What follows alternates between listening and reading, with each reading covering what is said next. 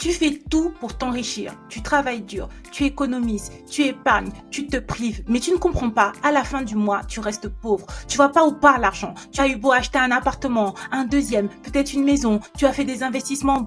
Mais à la fin du film, tu ne sais pas où est passé ton argent et tu ne comprends pas pourquoi ça se trouve, tu es encore à découvert où tes projets, ton épargne, tout ça ne décolle pas.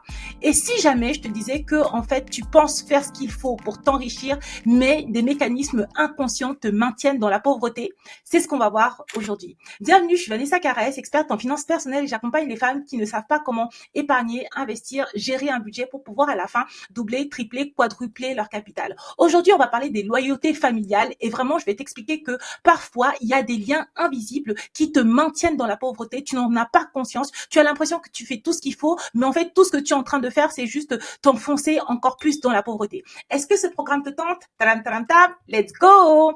En fait, déjà, ce qu'il faut savoir, c'est que normalement, si tu es en train d'écouter ce podcast et que tu connais mon travail ou si même tu le découvres, tu fais partie des gens qui ont envie de construire un avenir solide. Pas seulement pour toi, mais aussi pour ta famille, pour tes enfants. Mais tu peux être parfois freiné par des croyances qui sont héritées de ta famille, qui sont héritées de ton entourage et dont tu n'en as pas conscience. On parle de loyauté familiale. C'est un lien, en fait, qui est invisible et qui est souvent inconscient et qui te maintient dans des mécanismes d'auto-sabotage. Comment est-ce que je sais ça? C'est parce que je suis moi-même passée par là. Je me suis auto-sabotée encore et encore et encore, que ce soit au travail, que ce soit dans mes relations personnelles, que ce soit même dans mes relations amoureuses. À chaque fois, je me mettais dans des situations où soit ça se passait mal, soit je me faisais larguer, soit je me faisais virer, soit j'étais sélectionnée et puis après j'étais out du film. Pourquoi? Parce qu'en fait, j'avais pas encore intégré que je ne jouais pas dans ma propre équipe. Je n'étais pas ma meilleure amie. Je n'étais pas mon premier cheerleader. Et aujourd'hui, je vais vraiment t'expliquer comment est-ce que ça se passe et comment t'en libérer. Dans une première partie, nous allons décrypter les principes de la loyauté familiale et de l'impact que cela peut avoir sur tes finances. Ensuite, je vais t'aider à reconnaître les schémas d'auto-sabotage qui sont liés à ces loyautés et qui, en fait, t'empêchent d'avancer ou d'atteindre tes objectifs. Et enfin, je vais te proposer des pistes pour briser ces cycles et avancer librement. Commençons par le commencement. Qu'est-ce que c'est que la loyauté familiale? La loyauté familiale, c'est souvent un lien invisible qui nous pousse à honorer notre famille. Cela peut être conscient, cela peut être inconscient. Quand je te dis que c'est conscient, ça veut dire que parfois tes parents vont te dire des trucs dans j'ai tout donné pour toi, j'ai tout fait pour toi, donc maintenant ton salaire tu dois me le donner, maintenant ton argent tu dois me le donner. C'est comme ça que tu vas, au lieu de pouvoir épargner pour toi, payer l'école de tes frères, payer la retraite de ta famille, bref, payer pour tout le monde. Et toi, à la fin du film, tu n'as rien. Pourquoi? Parce que tu as une dette envers eux. Tu es loyal envers eux. Et si tu ne le fais pas, tu vas te sentir coupable. C'est comme si tous les efforts, tous les sacrifices que l'on avait fait pour toi, eh bien, tu es devenu une personne ingrate. Mais qu'est-ce que ça donne à la fin? Ça donne à la fin que non seulement ils ne s'enrichissent pas forcément parce qu'ils savent pas forcément gérer très bien l'argent que tu vas leur donner, mais toi aussi, tu vas t'appauvrir. Donc, c'est une double peine. Tu te prives, tu te sacrifies, tu travailles comme une dingue, mais en plus, tu n'aides personne parce que, in fine, l'argent est mal utilisé, il n'est pas optimisé.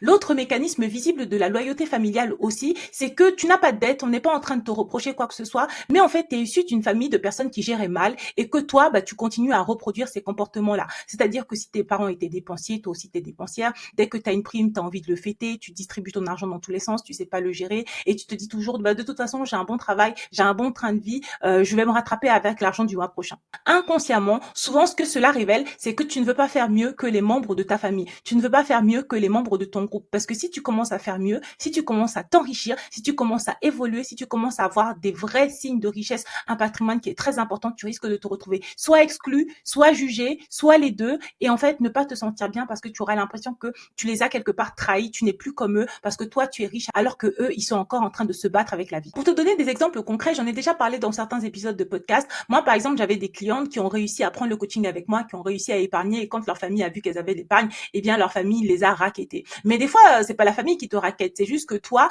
tu vas avoir tendance à tout donner, à tout distribuer, à tout offrir parce que tu as l'impression que la vie t'a trop donné et que limite tu ne mérites pas tout cet argent et que finalement tu le donnes. Tout le monde est content, tout le monde a à peu près le même niveau de vie, mais toi tu ne t'enrichis pas, toi tu n'es pas bénéficiaire de ton travail et toi tu restes loyal certes, mais pauvre. Maintenant que l'on a vu dans la première partie comment est-ce que cela se manifeste un petit peu les mécanismes d'auto-sabotage et la loyauté familiale, la loyauté négative, la loyauté loyauté qui te maintient pauvre. Toi, tu penses que tu fais tout ce qu'il faut, c'est-à-dire que tu travailles, tu fais des efforts, tu te prives, mais en contrepartie, tu dilapides, tu donnes, tu dépenses, bref, tu ne regardes pas, tu fais pas les choses, tu fais pas ce qu'il faut en fait pour t'en sortir. Maintenant, on va regarder aussi les comportements d'auto-sabotage qui sont liés à cette loyauté familiale. Vraiment, ça va être des exemples concrets. Généralement, il y a certaines personnes, on va leur donner une promotion, on va leur offrir une opportunité et par peur consciente ou inconsciente de trahir leur famille, ils vont l'auto-saboter.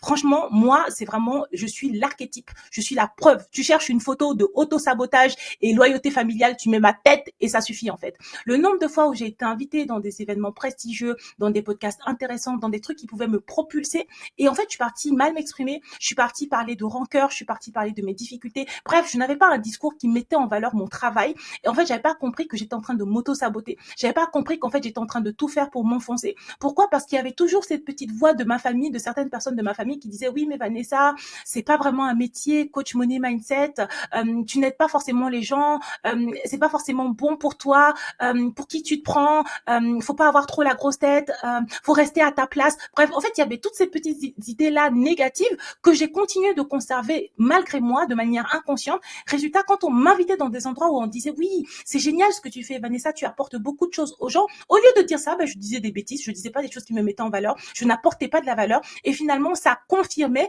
ces petites voix en moi qui disaient que ouais finalement elle est pas si bien que ça, elle apporte pas tant de valeur que ça. Limite en fait ce qu'elle dit c'est pas intéressant. On a cru que c'était bien, mais en fait non, c'est une arnaque. Vraiment c'est quelque chose qui m'a poursuivi longtemps. J'ai dû faire un énorme travail sur moi-même. J'ai dû faire une grosse auto-analyse pour comprendre qu'en fait je m'auto-sabotais et que cet auto-sabotage là était lié en fait aux loyautés familiales que j'avais, aux loyautés que j'avais envers de nombreuses personnes dans ma famille qui étaient persuadées que ce que j'avais à dire n'était pas si intéressant que ça, que ce que je faisais n'était pas si important que ça, qui minimisaient mon travail, qui minimisaient ma personne et quelque part une partie de moi les validait et quand j'allais dans des endroits où on me permettait de faire autre chose, je ne me comportais pas comme on attendait que je me comporte en fait. Je ne me comportais pas comme la Vanessa Money Coach qui aide des gens, qui a une vraie valeur à ajouter, qui a une vraie expertise. Je me comportais comme la Vanessa qui avait peur, la Vanessa qui n'avait rien d'intéressant à dire, la Vanessa qui se diminuait, qui se minimisait, qui se regardait en fait avec les yeux que certaines personnes avaient de moi et qui me voyaient comme quelqu'un de pas extraordinaire ou de pas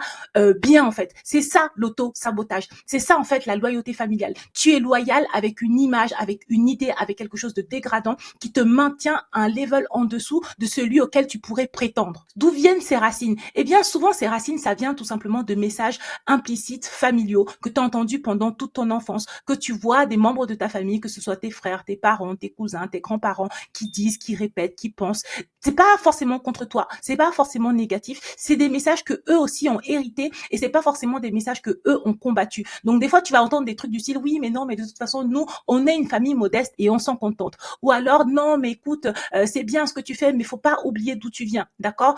Ou alors tu vas entendre oui c'est bien de vouloir t'enrichir mais il faut pas vouloir trop t'enrichir, il y a pas que l'argent dans la vie. Ou alors tu vas entendre des trucs du style oui c'est bien de vouloir avoir de l'argent, doubler le capital, mais tu sais n'oublie pas que l'argent ne fait pas le bonheur. Moi j'ai toujours tendance à répéter à mes clients que certes l'argent ne fait pas le bonheur. Si tu veux croire ça, crois-le, d'accord? Mais enrichis-toi et après si tu veux donne. L'argent que tu as en trop, donne-le, d'accord? Mais ne le rejette pas, ne le repousse pas, ne t'en débarrasse pas, ne le dilapide pas. Parce que si tu te retrouves dans une situation difficile, eh bien c'est pas forcément toutes ces personnes qui t'ont conseillé, qui t'ont parlé, qui t'ont dit toutes ces choses-là, qui vont être là pour toi, d'accord? C'est pas eux qui vont payer tes factures, c'est pas eux qui vont payer ta séance de psy parce que tu as besoin de parler pour pouvoir évacuer le stress. C'est pas eux qui vont être là pour pouvoir te récupérer quand tu t'écroules. C'est ton budget, c'est l'argent que tu as de côté qui va te permettre de payer les meilleurs spécialistes pour s'occuper de ta santé mentale, payer les masseurs pour pouvoir masser ton corps, payer ne serait-ce que l'hôtel pour pouvoir t'évader, faire le point, méditer, respirer, ou même ne serait-ce que prendre quelques jours pour t'arrêter de travailler parce que tu as suffisamment de trésorerie pour pouvoir souffler. C'est ça qui compte in fine.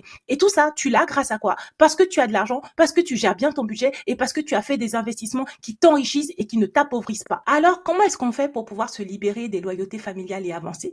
Eh bien, je te dirais que moi, j'ai pas tout réglé, d'accord? Il y a un certain nombre de choses que j'ai réglées, mais dire que je me suis totalement libérée des loyautés familiales et que je ne m'auto-sabote jamais, ce serait te mentir, ok? Par contre, j'ai bien avancé et je vais te donner toutes les tips que moi j'ai appliqués. La première chose maintenant que je commence à faire, c'est qu'à chaque fois que je dois faire un événement, à chaque fois que je dois aller dans un podcast, dans une réunion, donc où que ce soit où je dois m'exprimer, je me pose déjà la question de qu'est-ce que je vais dire. Est-ce que ce que je vais dire, ça va me servir à moi? Est-ce que ça va me mettre en valeur? À qui est-ce que je suis loyale? Est-ce que je suis loyale envers moi-même ou est-ce que je suis loyale envers les membres de ma famille? Ça, c'est la première chose. La deuxième chose, c'est que je ne laisse plus n'importe qui me dire n'importe n'importe quoi. Protège ta santé mentale, protège ce que tu écoutes. Si jamais tu as quelqu'un qui te dit oui, mais non, mais il faut pas que tu sois trop riche, il faut pas que tu sois trop ci, il faut pas que tu sois trop ça, fais attention. La personne est en train de te mettre le doute. La personne est en train d'insérer dans ton cerveau des choses qui ne vont pas forcément t'emmener là où tu as envie d'aller. Or, si tu as envie de doubler, tripler, quadrupler ton capital, dépasser des plafonds, faire des choses que personne n'a jamais fait dans ta famille, il n'y a pas de place pour le doute. Il n'y a pas de place pour qu'on se demande si tu es la bonne personne, si tu es au bon endroit. Tu dois juste travailler, faire ce qu'il faut, avancer, foncer encore et encore et encore. Et après, tu auras les résultats.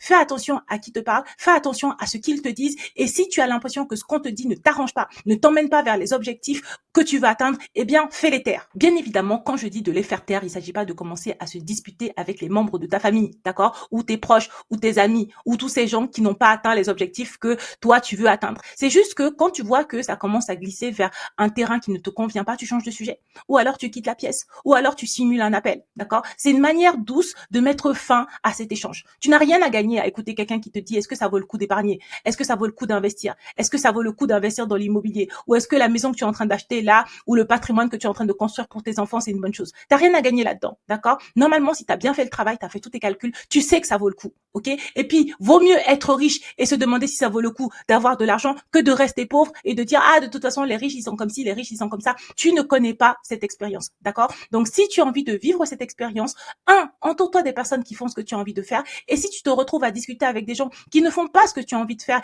et qui sont en train de te freiner pour atteindre ces objectifs-là, c'est simple. Prends ta petite personne et essaye de l'emmener loin. Le deuxième exercice que j'ai envie de te donner aujourd'hui, c'est de se dire, note les comportements que tu fais tous les jours et vois les conséquences sur tes finances. Si tu dépenses tous les jours, est-ce que ça te permet d'épargner, d'investir, ça te rend plus heureuse ou pas?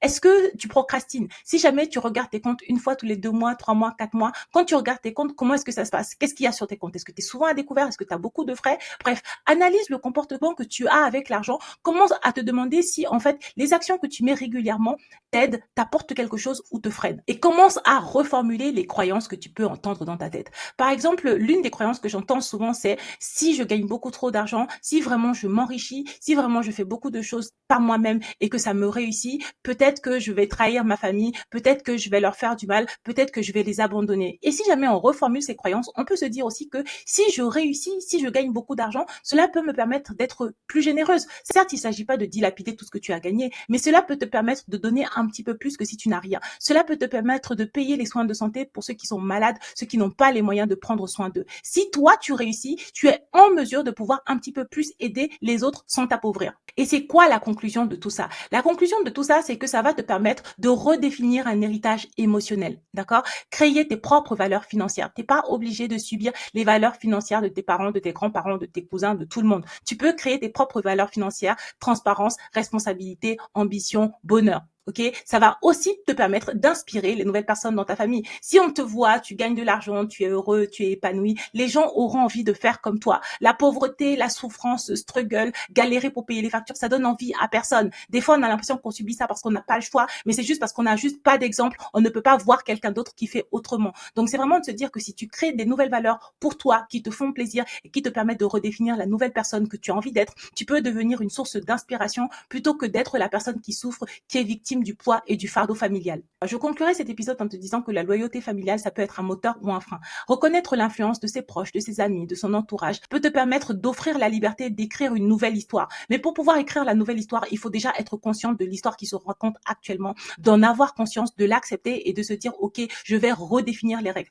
Pas seulement pour toi, mais aussi pour tes enfants. Parce que moi, j'ai à cœur de créer une nouvelle génération de femmes riches qui lèguent des patrimoines, qui paient l'école pour les enfants cash, qui n'ont pas besoin de prendre des crédits, qui ne sont victimes de personne, qui sont dignes, qui sont fiers, qui ont l'argent pour leur permettre de dire je reste dans ce couple par choix et pas par obligation. Je reste dans ce travail par choix et pas par obligation. Et quand tu as ce pouvoir, cette autonomie-là, ta vie n'a plus le même goût, ta vie n'a plus le même sens. Et même quand on te regarde, on te respecte. Et même quand toi, tu te regardes, tu te respectes. Donc pour faire tout cela, moi ce que je te propose, c'est de commencer à noter les croyances et les comportements limitants que tu souhaites changer, commencer à faire des exercices pour pouvoir changer ces croyances, pour pouvoir devenir la nouvelle version que tu as envie d'être, la nouvelle version de toi qui est digne, fière et surtout qui est riche.